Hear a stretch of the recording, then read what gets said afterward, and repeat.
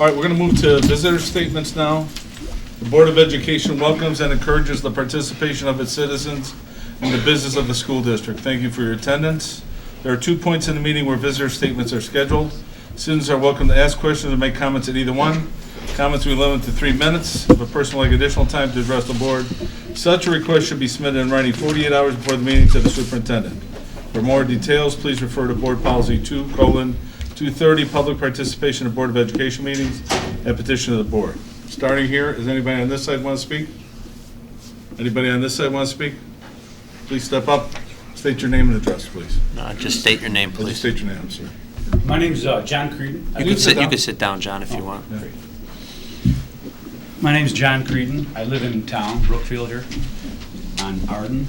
And it came to my attention several weeks ago, over the holidays, when the schools were out. So it must have happened before, but apparently there was a civics course at Riverside being taught, and the subject of low information voter came up.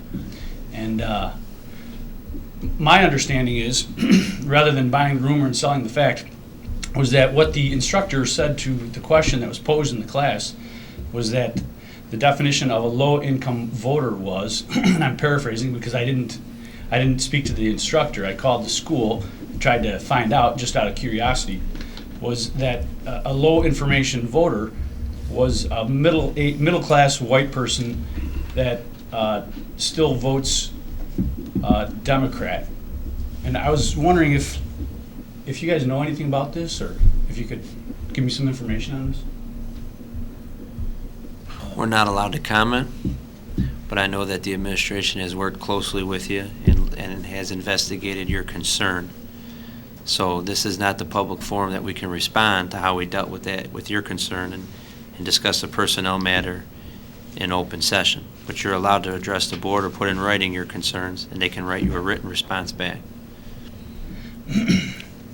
Okay, so then I would have to write something down and submit it to you folks. Is that how that works? And then the board can generate a written response to you. Okay, great, thanks. Thank you. Anybody else want to speak? Please state your name. Sure, my name's David Hilp, and I'm also here for the same reason as the previous speaker.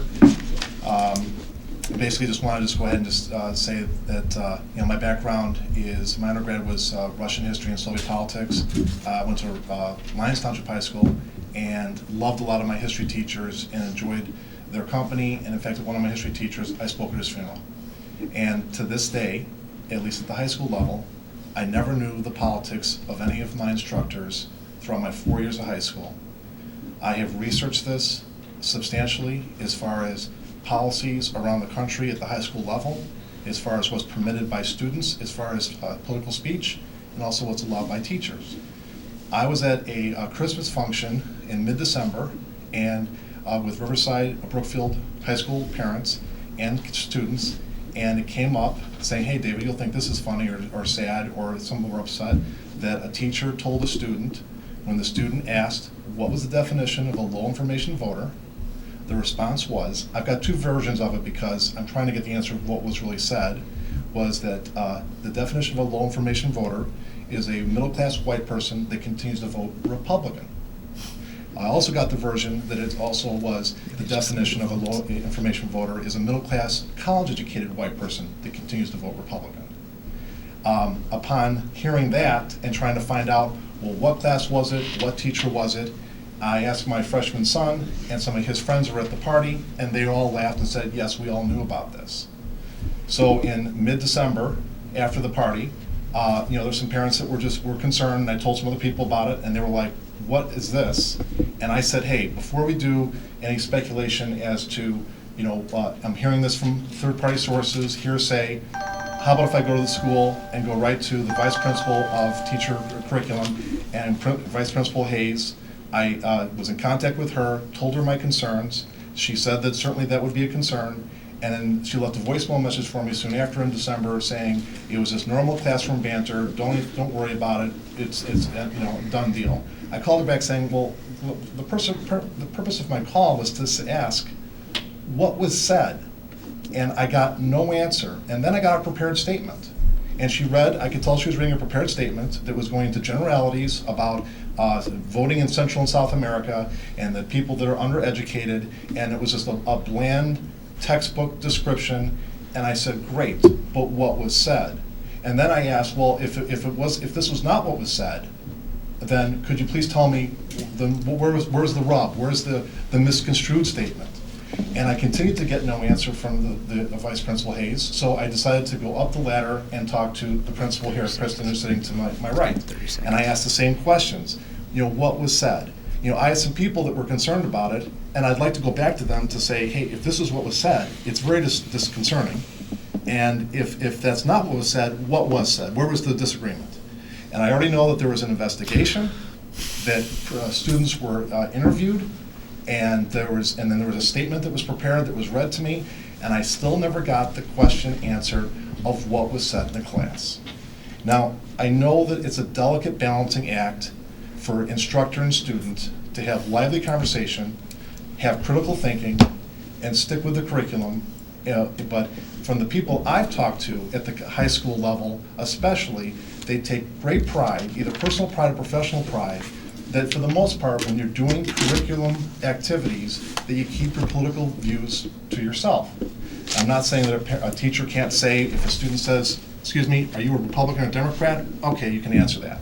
But when it comes to somebody who's asking a classroom question, and it's regarding the curriculum, I can't tell if that was a serious response, a sarcastic response, but the way I heard it and the way it was repeated to me several times, it was very disconcerting.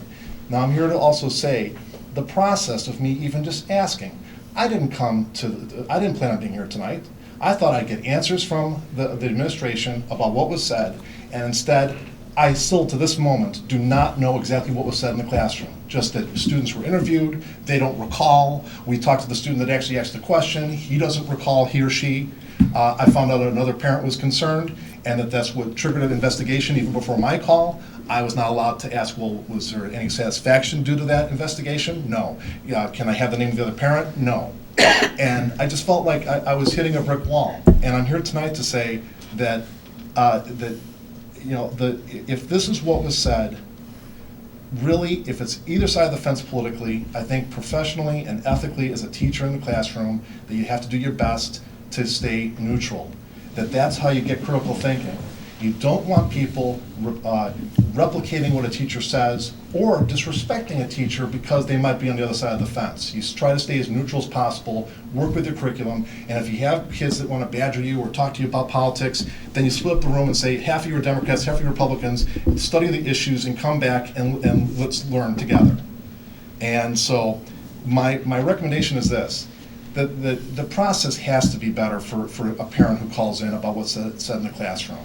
And my proposal is, and I've looked upon this and this has been done by other school districts across the country, is to have something in the faculty handbook that states that when it comes to curricular activities, that your personal beliefs, your personal political beliefs, that this should be left behind. Or maybe some sort of conduct code that we could implement at the district level. I would be just as concerned if it was the way it was heard by the other gentleman, a Democrat who gets this information, or a Republican, or the fact that they were talking about white people. What's this about class and race, and how does this relate to the subject? And was that actually the definition that really is a textbook definition? I've looked at the textbook definition of a low information voter, and that's not the answer.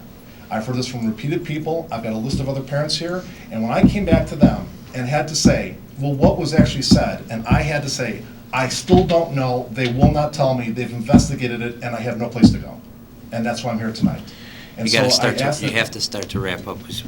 You're past your time. So I'd like to make the recommendation that something be put in the handbook that when it comes to teacher conduct and personal political views, but also, I'd like to ask for the school board to consider a thought process that we can share. And if there's anybody who wants to make a comment tonight, or if they've heard about this, I'm just looking for answers. And I would like to know what was actually said in the classroom. I felt that I got nowhere. Okay. Everybody was very polite, but I got nowhere where I was going. So, Thank you, Mr. Hope. Thank you, Mr. Hope. We can't comment back. That's not the forum during citizen comments, it's just for citizens to express their concerns, and then the board could prepare a written response, if that's what you're requesting. I'm requesting a written response. I am. Is there anything else that I need to provide in writing at this point? I heard you said to the other gentleman, do you need something else from me? I think you provided it. Okay, all right, thank you. Thank you. Anybody else want to speak? Hi, everybody. Sorry, my name's Chris Roebling. You know, I wasn't going to say anything, but I just want all of you to know that this all went throughout the community in December or November. I don't know when it was, November. I heard about this within days, and I never really said or did anything about it until I got a call from David. And I haven't done anything either since. But I do want to point out, just to refresh recollection for certain folks who haven't been here or weren't aware, you know, we had Bill Ayers out here one time about 6-7 years ago, and he was given free rein, and there was no effort at balance. And I took it upon myself, working constructively with members of the faculty, to schedule Mike Gallagher, who is a national radio conservative talk show host. And he came out here one afternoon, spoke for 2 hours, didn't charge anybody anything. It was completely free to RB, I think Ayers was too, thank goodness. So I'm a big one for balance. You know, if there's a government teacher who's got a problem about this stuff, they could get in a local activist. We've got office holders locally who are Republican or Democrat. I don't think it has to become a topic of derision, excuse me, or a topic of a dismissive or a deprecating comment, right? I think there can be respect and balance, and I really hope you draw a line in this, because the other side is folks bring politics inside the building, and we had that a few years ago with a effort at very seriously, and in my opinion very illegally, influencing a referendum, and they were converting public assets and resources to a political position on one side of the referendum issue, and that was probably one of the darkest chapters in the recent history at RB, and should never have taken place. But I think that when you start down the road of having a Bill Ayers in, and there's no institutional effort at maintaining balance, when you're not keeping a bright line between the classroom and personal political feelings, then you end up with things like folks converting public resources into political activism. And that's not where I think anybody in the community, anybody on the board, anybody in the administration wants to go. It's a good place to avoid. Your reaction to this internally in the teacher handbook or whatever is a real good place to start. Thank you very much. Thank you. All right, anybody else want to speak?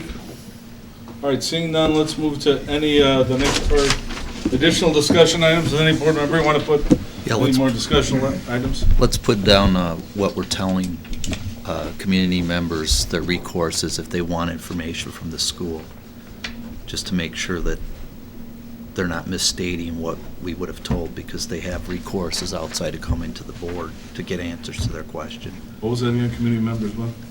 When community members talk to the administration about their recourse to get additional information, I want to make sure what we're telling them and whether we're addressing the policy for that properly. Okay. Anybody else? Yes, this goes back a while, but I'm not sure if it was addressed by policy. Basically what Mr. Roebling had talked about, our policy in terms of electioneering, not that we have a referendum coming up, but possibly we could. Has that been looked at? Yes. Or do we need to look at that? We have policy 2:250 on the policy council's agenda, and we've been looking at that. I think one thing that just so that everybody understands, is that once it becomes a personnel matter, there's only going to be so much that's going to be. Are we going to discuss it No, now? I'm sorry, you're right. We could discuss that later.